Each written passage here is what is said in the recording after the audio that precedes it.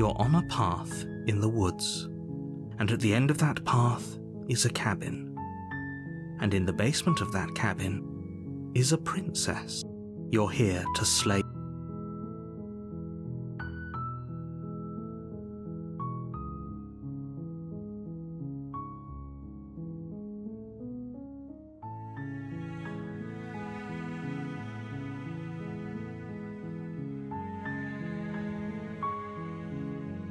You make your way up the short path to the cabin. You'll find that we're not going to go through with this, right? She's a princess. We're supposed to save princesses, not slay them. Ignore him. He doesn't know what he's talking about.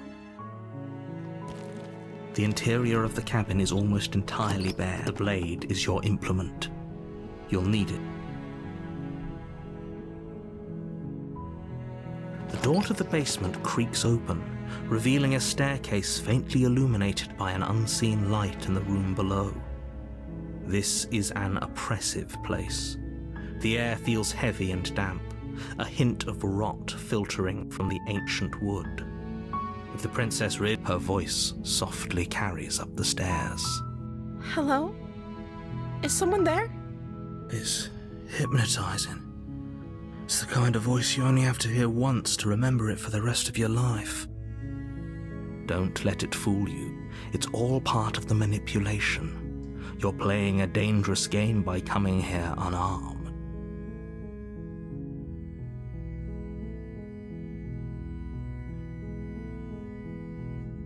Good. You're still listening to reason. It would be better if you had a weapon, but you may still be able to do what needs to be done. You walk down the stairs and lock eyes with the princess.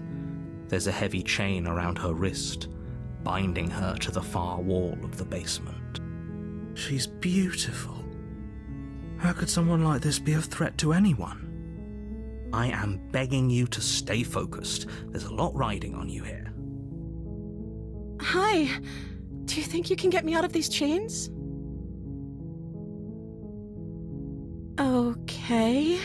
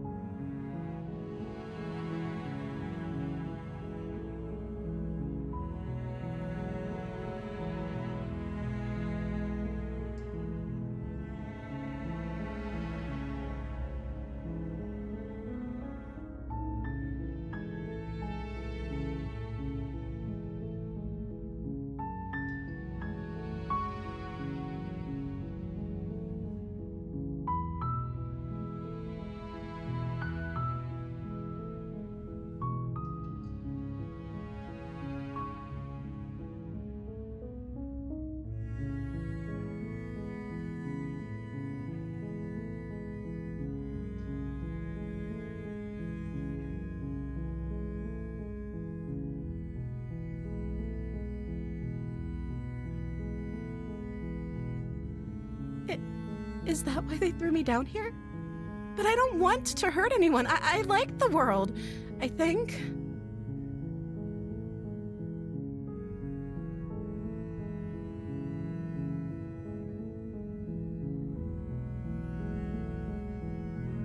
I don't remember much about it, to be honest. I've been down here for so long. That's...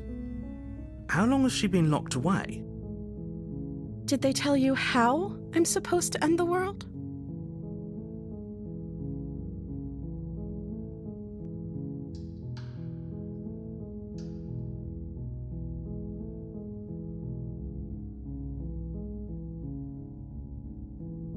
Sooner or later, you'll learn to trust me. Hopefully it won't be too late when you finally come around. Thank you for believing me. Now, can you help me get out of here? You walk up to the chains binding the princess to the wall and give them a tug. They're large and heavy, far too solid for you to even imagine trying to break them apart.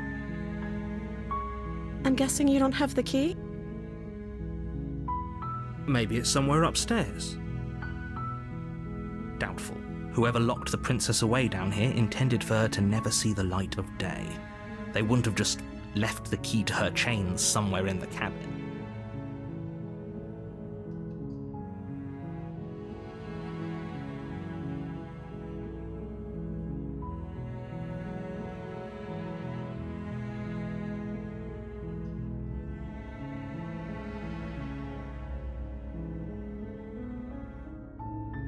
Maybe there's some way to break the chains? Or if that doesn't work, I guess we can always cut me out of them. She offers the suggestion with almost complete nonchalance. If we were stuck down here long enough, I'm sure we'd be nonchalant about cutting our way out if it meant we could finally be free. You attempt to make your way out of the basement, but the door at the top of the stairs slams shut. You hear the click of a lock sliding into place. Your shouts and pleas are met with silence. You try the door. You make your way to the bottom of the stairs. This would have been so much easier if you'd just taken the blade like you were supposed to. Easier for her.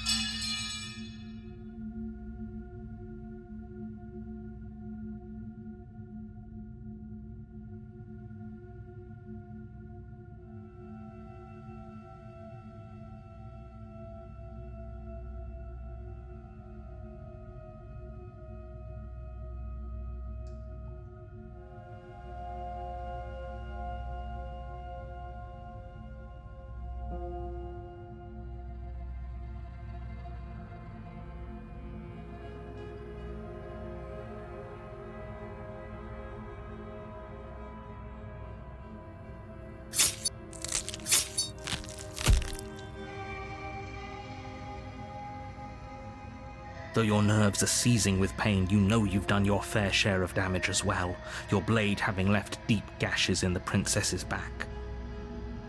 You seize a moment of hesitation to throw her off of you and shakily push yourself back to your knees.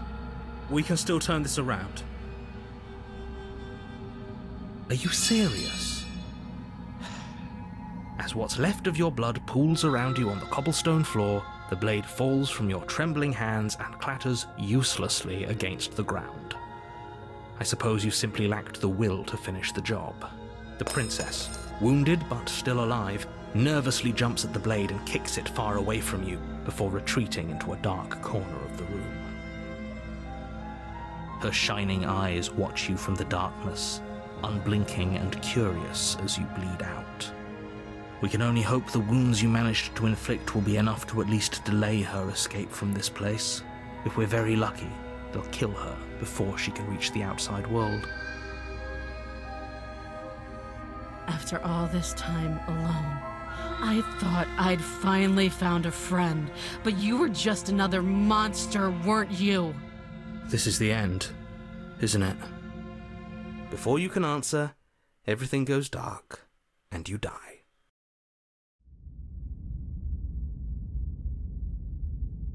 You're on a path in the woods, and at the end of that path is a cabin. And in the basement of that cabin is a princess. You're here to slay her. If you don't, it will be the end of the world.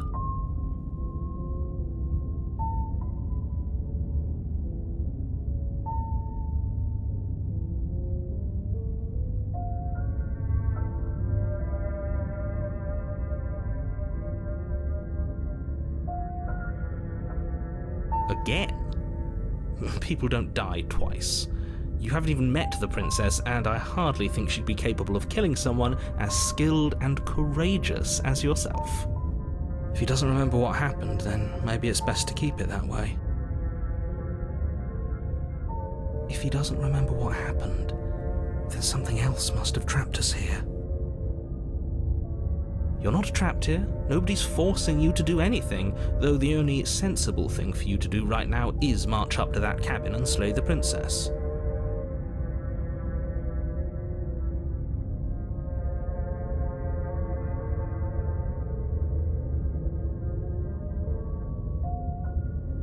A warning before you go any further. She will lie, she will cheat, and she will do everything in her power to stop you from slaying her. Don't believe a word she says. Does a cat lie to a cornered mouse when it plays with its freedom? Or is it just acting out its nature? I don't see why that matters. A lie's a lie, and if anything, she's the one who's cornered. She could have gotten out of there whenever she wanted to. We should trust nothing that she tells us, only what we hear and smell. That's a very roundabout way of saying that you should listen to me and take this seriously. Maybe.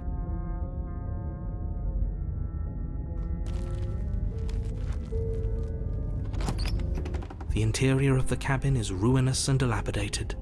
It feels like no one has lived here for a long time, wind rushing in through cracks and holes in the wooden walls. The only furniture of note is a termite-eaten table with a pristine blade perched on its edge. The blade is your implement. You'll need it if you want to do this right. That's because there isn't a mirror. There's a table, the blade sitting on the table, and the door to the basement. There's nothing else in here.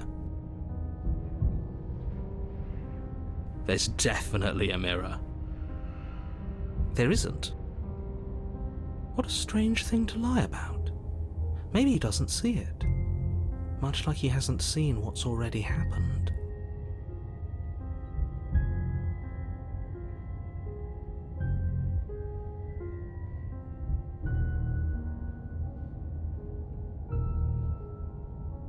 But it does matter. Don't you care if we're being lied to? If he's willing to lie about something as innocuous as a mirror, what else is he hiding from us? I'm not lying to you. Use your eyes. There is no mirror. Why would I lie about something so meaningless? What good would a mirror even do? Let you waste time preening yourself instead of doing what needs to be done. But there was a mirror a second ago. And now it's gone.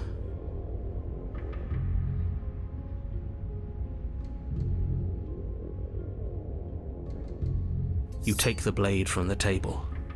It would be difficult to slay the princess and save the world without a weapon.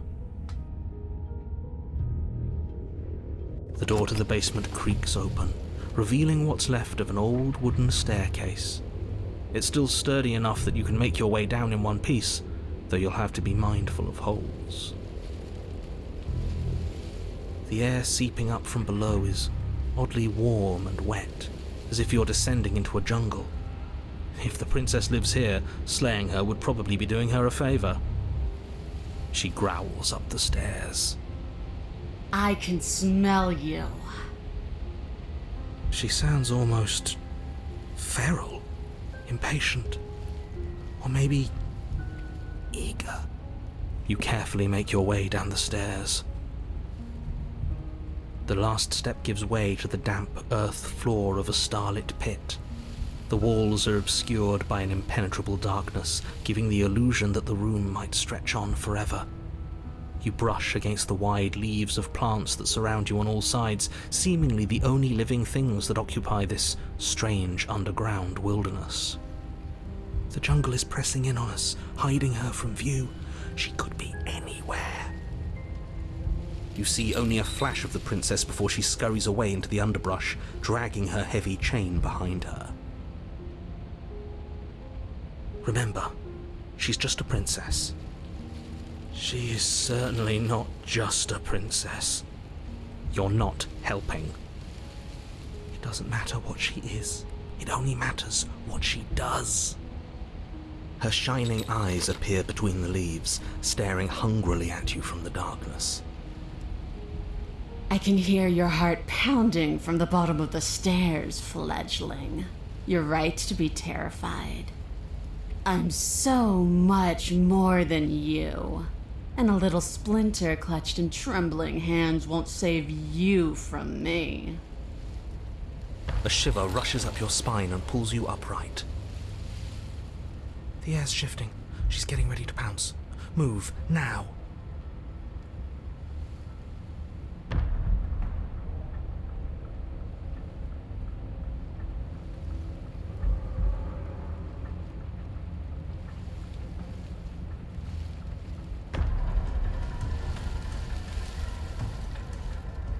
There's a shift in the humid air, and something enormous. The princess lunges from the shadows, her maw unhinged and dripping, her eyes fierce and full of hunger. She is too quick to outrun, too nimble to outmaneuver, too determined to overpower. This is her domain. You are devoured. I guess that's it then, isn't it? Unfortunately for you, no, this isn't it. You are in a dark and caustic place. A thick, fibrous lining constricts around you, its slick surface impossible to grip. Your hands scrabbling uselessly at your surroundings as they compress in on you. Your lungs can barely expand in such a tiny space. Not that the humid, finite air grants you more than a few shallow breaths at a time. You spoke when you needed to act. The liquid pooling beneath you starts to seep into your skin. You itch, then sting, then burn as the acid begins its slow work. When I killed you, I tried to leave this place, but it wouldn't let me. You belong down there, it screamed at me. The world is better off without you in it. The flesh around you rumbles as the princess begins to move, her thundering footfalls twisting you helplessly about. Your skin protests as the corrosive liquid sloshes around you, but there will be no respite for you in sight. The burning grows stronger, and you can feel layers of you being peeled away. But you don't belong down here. You came from somewhere else. You came from out there. So I consumed your dead heart, and I carried it in my throat, and I draped what was left of you on my back, and I threw myself against that door. She stops, her muscles tensing around you, and through the muffling layers of her flesh you hear the whine of straining metal. And with a pop, she lurches forward, your body lurching right along with her. Her chains. She's loose. But even then, it denied me freedom. You cannot fool me by draping yourself in decay. I know your true nature, and it is suffering. Gravity pulls at you as you're hefted upwards, the distant creaking of ancient wooden steps barely audible over the thudding of the princess's heart. And then it was gone, and I was here. A new enclosure, a nicer cage, but still a prison. I learned from my wounds.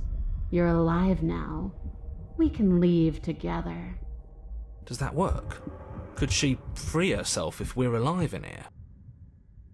Do you really need me to give you a definitive answer for you to understand that the situation is grim? Stop her. Do something. You still have that steel claw. Tear through her before we are her. Survive. Or we could use it to make this quick for ourselves. If she needs us in order to leave, we could at least deny her that. That is a bad thing to do.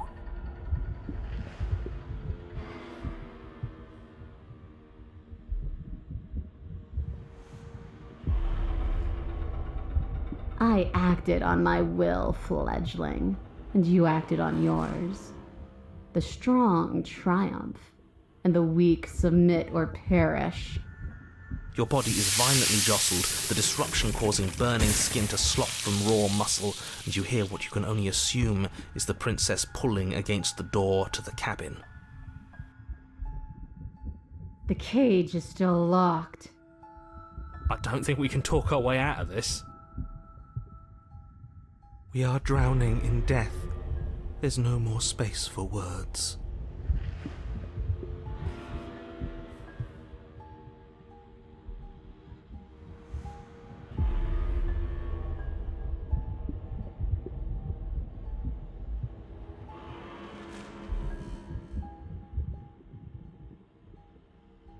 Though you have little room to move, you use what strength you can muster to drive the blade forward into the thick walls of tissue digesting you.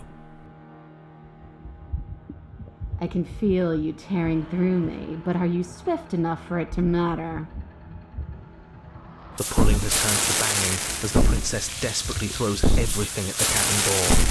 Your flesh screams as your reddened, spongy body is hit with fresh waves of blistering acid. You can't hold me forever.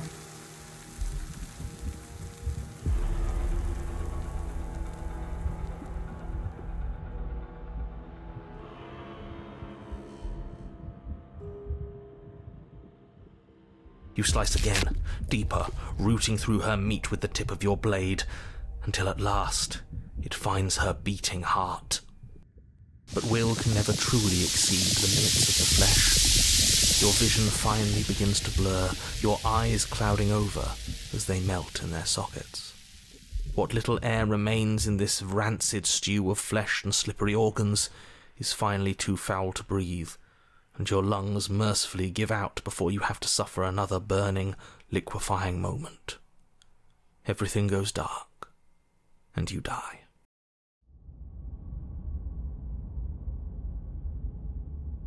We are a path in the woods.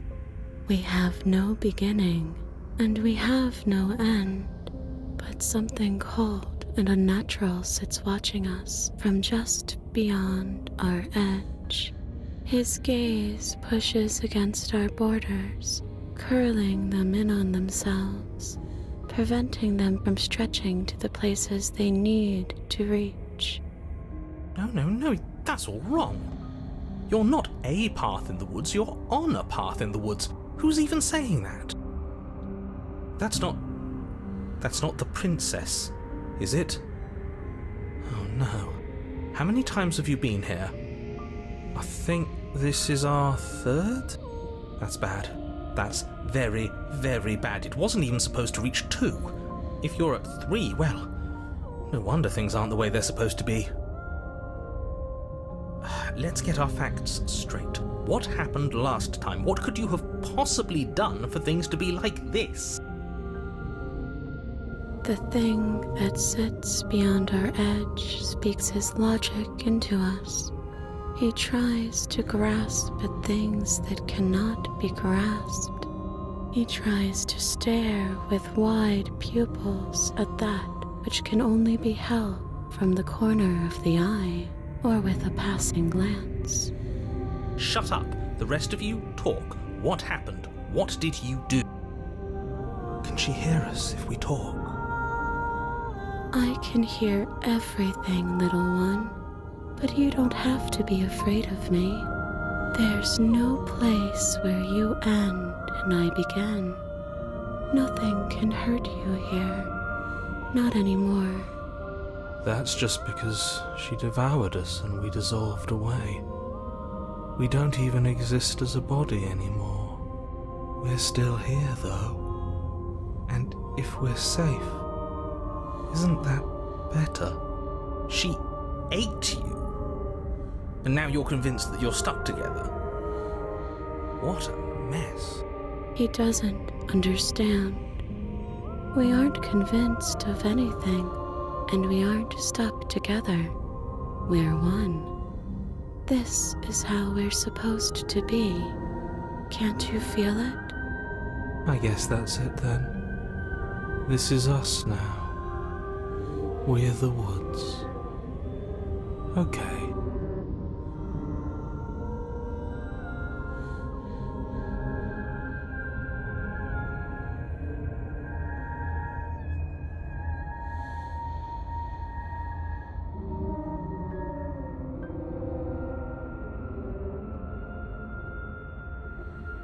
We can't go back to that. We can't go back to the fear and the hunger and the pain. Not after being something as beautiful as this. Doesn't all that conflict feel so far away right now? So petty? We've been posed against each other by something that understands the strength of our unity. I can feel a thumping, a heartbeat, like a distant terror that keeps getting louder the more we pay attention. Please, stop. If you let it in, we'll fall apart. Don't look at it!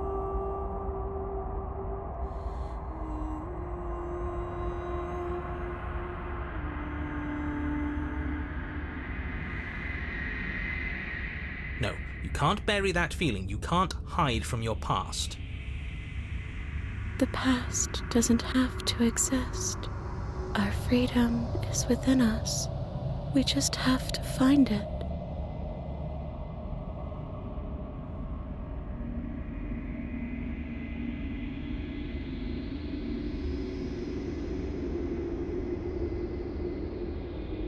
You fall inward into a network of connections too vast for your mind to occupy.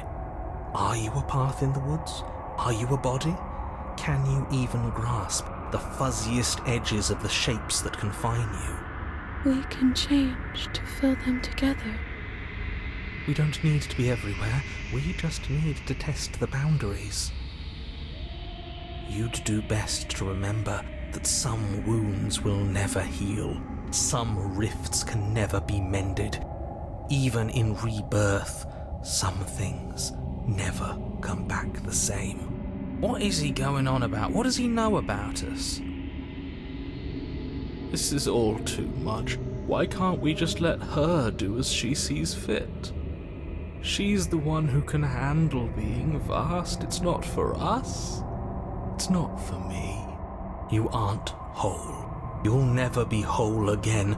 This struggle is meaningless.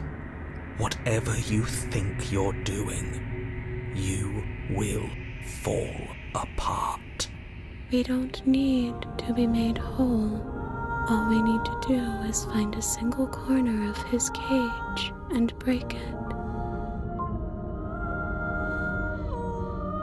You stretch and search and stretch and search, growing as you decay and decaying as you grow. As you strain beyond your limits, the ground around you becomes dry and unstable and crumbles into nothing beneath you. This place will fall apart before you find its end. This task, whatever it is you think you're doing, is impossible. All he has are words, and words aren't real. We're real. I can hold us together for a little while longer, so long as you trust me. Of course we do. To the ends of the earth.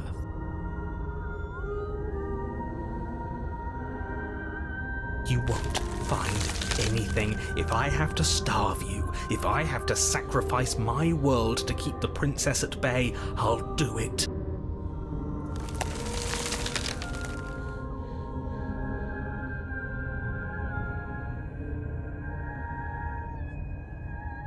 Don't move an inch. Don't grow another blade of grass or harvest the remains of another dying creature so you can expand just that much further. Stop all of this. Right now. I think it's too late for that, mate.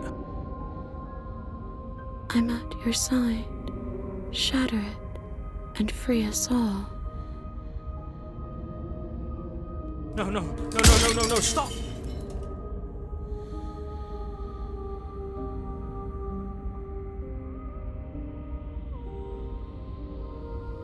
Is this what he kept from us?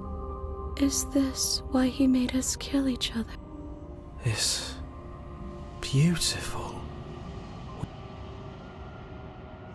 Where did it go? Why is everything so cold?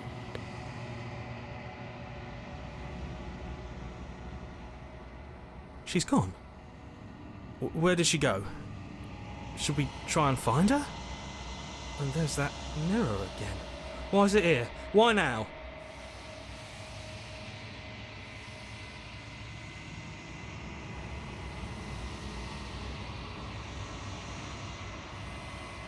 What is that supposed to mean? Whatever awful thing I felt before, it feels so much worse now. Death. Real death. This is what we all deserve, isn't it?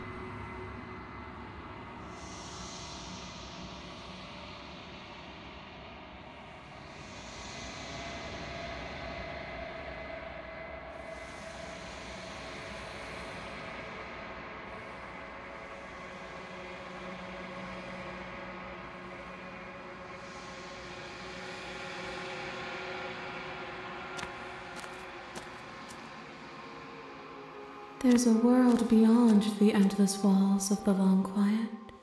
We're supposed to be there. Do you know what we'll find out there?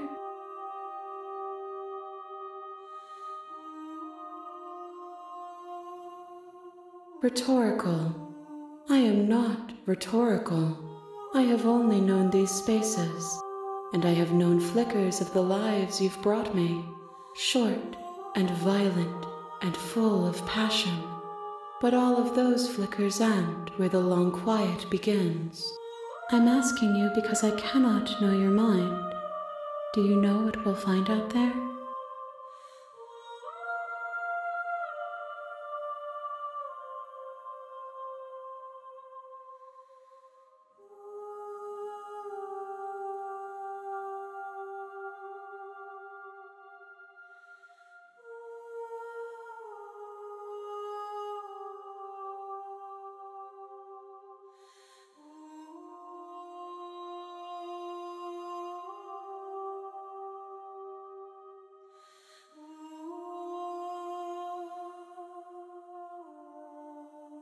No, their thoughts are quiet.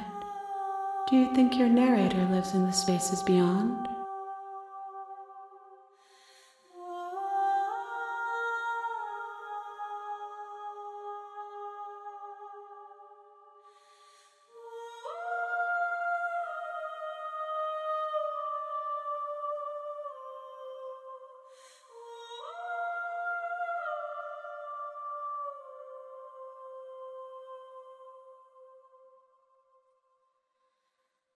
If he drives you towards my destruction, then he is steeped in delusion, for he does not know me.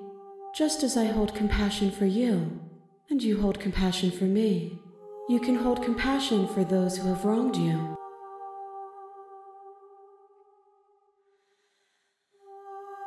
There is a warmth and sadness in me at the thought of people, fresh tears on a winter's day.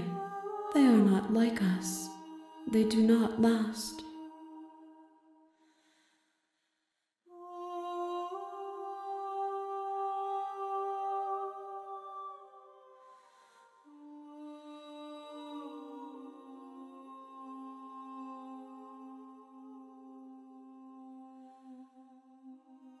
If I did, I would already be awake.